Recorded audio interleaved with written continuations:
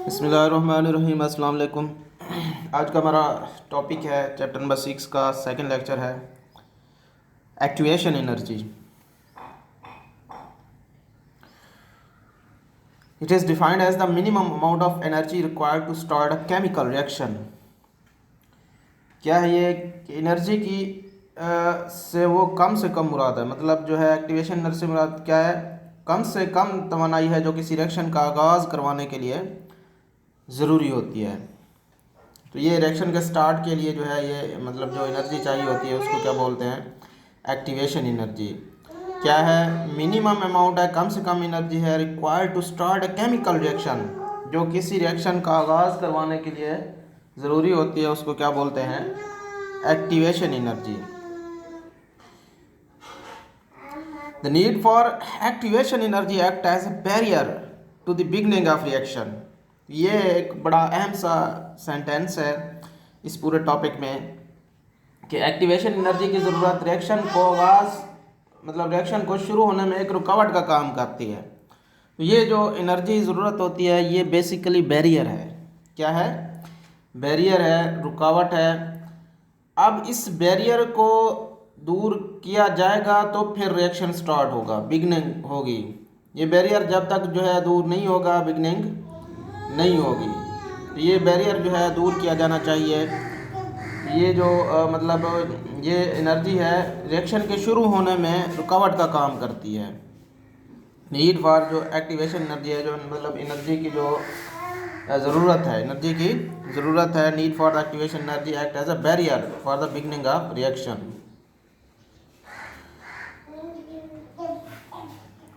ये जो है एक डायग्राम से जो है इसको मतलब क्लैरिफाई करने की कोशिश की गई है। तो ये जो एरिया है ये वाला, ये एक्चुअली बैरियर है। तो रिएक्शन के शुरू होने में जो एनर्जी की ज़रूरत है ये इसी तरह मतलब इस तरह का एक बैरियर है। अब इस बैरियर को कौन कम करता है, कौन ख़त्म करता है, रिएक्शन में। ये तो है सिंबॉलिक रिप्रेजेंटेशन है, मतलब एक कंसेप्ट क्लियर करने के लिए, समझाने के लिए जो है ये डायग्राम दी गई है, सिंबॉलिक रिप्रेजेंटेशन है।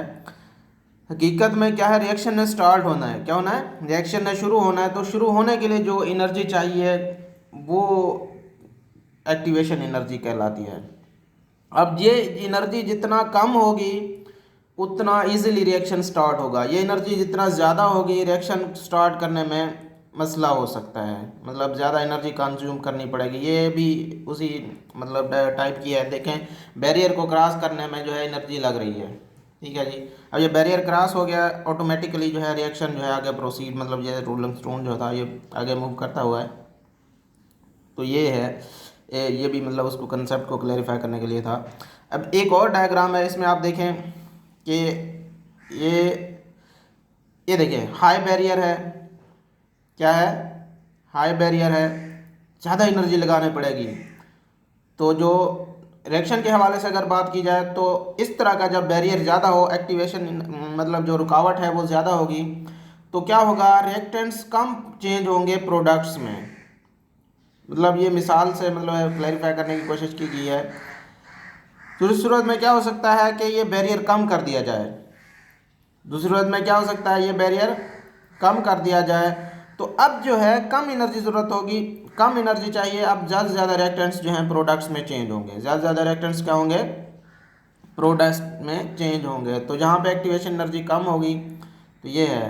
अब इस एक्टिवेशन एनर्जी को कम कौन करता है, तो ये बड़ी अहम सी बात है कि ये जो हम एनर्जी की बार बार बात कर रहे हैं, तो इस एनर्जी को कम कौन करता है, enzymes lower such a barrier. मतलब जो ये इस तरह की जो रुकावट है इसको कौन दूर करता है, एंजाइम्स। कौन दूर करता है, एंजाइम्स जो है, एंजाइम्स लोअर सच बैरियर्स। इस तरह की जो रुकावट हैं ये एंजाइम जो है by decreasing requirements of the activation energy. जब ये बैरियर कम होंगे तो रिक्वायरमेंट जो है एनर्जी की जो ज़रूरत है वो कम हो जाएगी। क्या हो जाएगी, तो एंजाइम जो है एक्टिवेशन एनर्जी की ज़रूरत को कम करके इस तरह की रुकावट को क्या करते हैं, कम करते हैं। Thus in presence of enzyme reaction proceed at a faster. तो ये बड़ी अहम बात है कि एंजाइम की मौजूदगी में, किसकी मौजूदगी में, एंजाइम की मौजूदगी में जो रिएक्शन है वो क्या होता है, बहुत ज़्यादा तेज़ रफ्तार होते हैं। तो ये जो एंजाइम की अहमियत है कि रिएक्शन को प्रोसीड करने में, फास्ट करने में एंजाइम क्या करते हैं, हेल्प करते हैं। ये भी उसी तरह की डायग्राम है कि जो है एंजाइम जब ये बैरियर कम कर देंगे तो रिएक्शन क्या होगा, फास्ट होगा। रिएक्शन क्या होगा, फास्ट होगा। जब ये बैरियर कम हो जाएगा, ये बैरियर कम किसने किया, एंजाइम ने। कम किसने किया है, एंजाइम ने। तो यहाँ पे रिएक्शन जो है स्लो है और इधर जो रिएक्शन है वो फास्ट है। ज़्यादा से ज़्यादा रिएक्टेंट्स प्रोडक्ट्स में चेंज हो गए हैं। ज़्यादा से ज़्यादा रिएक्टेंट्स क्या हैं, इधर जो है कम रिएक्टेंट्स प्रोडक्ट में चेंज हुए हैं। तो जब बैरियर कम होगा तो बैरियर को कम किसने किया है, एंजाइम ने। बैरियर को कम किसने किया है, एंजाइम ने। मतलब एंजाइम ने जो है, एक और डायग्राम है ये भी जो है मतलब उसी कंसेप्ट से रिलेटेड है। अब देखिए ये रिएक्शन हो रहा है, जो ये वाला रिएक्शन हो रहा है, ये जो रेड ग्राफ है, ये रिएक्शन हो रहा है विदाउट एंजाइम। अब देखें एनर्जी की मिकदार जो है ज़्यादा कंज्यूम होगी, इधर से लेकर इधर तक ये जा रहा है।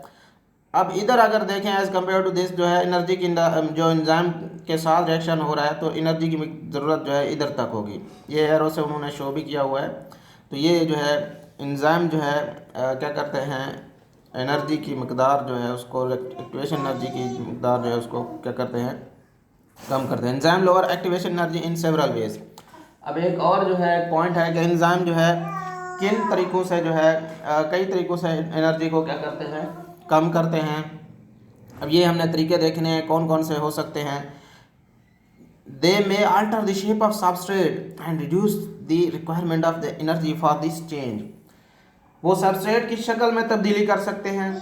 किसकी शक्ल में तब्दीली कर सकते हैं, सबस्ट्रेट की शक्ल में तब्दीली कर सकते हैं। और इस तरह इस तब्दीली के लिए एनर्जी की ज़रूरत को कम करते हैं। मतलब जो ये सबस्ट्रेट की शक्ल चेंज हो जाएगी तो ये जो एनर्जी की ज़रूरत है वो कम हो जाएगी। Some enzyme do so by disrupting charge distribution on substrate. तो ये जो है मतलब कुछ एंजाइम सबस्ट्रेट में पर मौजूद जो चार्जेस की तकसीम है उनकी एक मखसूस तरतीब होती है, मखसूस अंदाज में डिस्ट्रीब्यूट होते हैं, तो उनकी तकसीम में खलल डाल देते हैं, डिसरप्ट कर देते हैं। तो इस तरह भी जो है एक्टिवेशन एनर्जी कम हो जाती है। Enzyme may also lower activation energy by bringing substrate in the correct orientation to react. तो ये भी हो सकता है कि एंजाइम सबस्ट्रेट को मतलब जो सबस्ट्रेट है को अमल करने के लिए दुरुस्त सिमत और दुरुस्त मकामात पर लाकर एक्टिवेशन एनर्जी कम करें। मतलब दुरुस्त सिमत का मतलब क्या है कि एक्टिव साइड पे ले आएँ। कहाँ पे ले आएँ, एक्टिव साइड पे ले आएँ और उसकी जो डायरेक्शन है वो चेंज कर दें जहाँ पे वो फिट बैठती है। तो इस तरह जो है एक्टिवेशन एनर्जी कम की जा सकती है।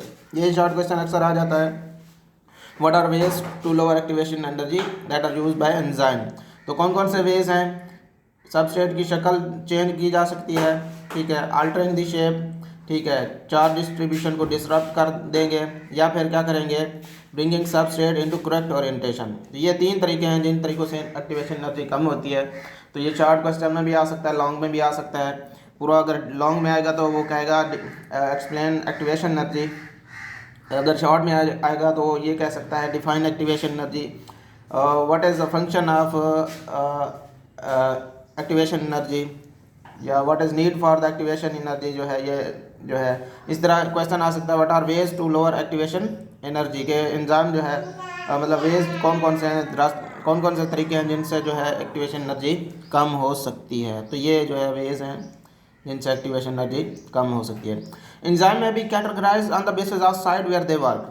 मतलब एंजाइम जो है उनकी तकसीम जो है ग्रोहबंदी जो है उसकी मकाम की बिना पर की जा सकती है, जहाँ वो काम करते हैं, जहाँ वो क्या करते हैं, काम करते हैं, जहाँ पे वो क्या करते हैं, काम। Categorize on the basis of where they work, जहाँ वो काम करते हैं, ठीक है। दे में भी इंट्रा सेलुलर, इंट्रा इनसाइड को जाहिर करता है कि सेल के अंदर काम करेंगे।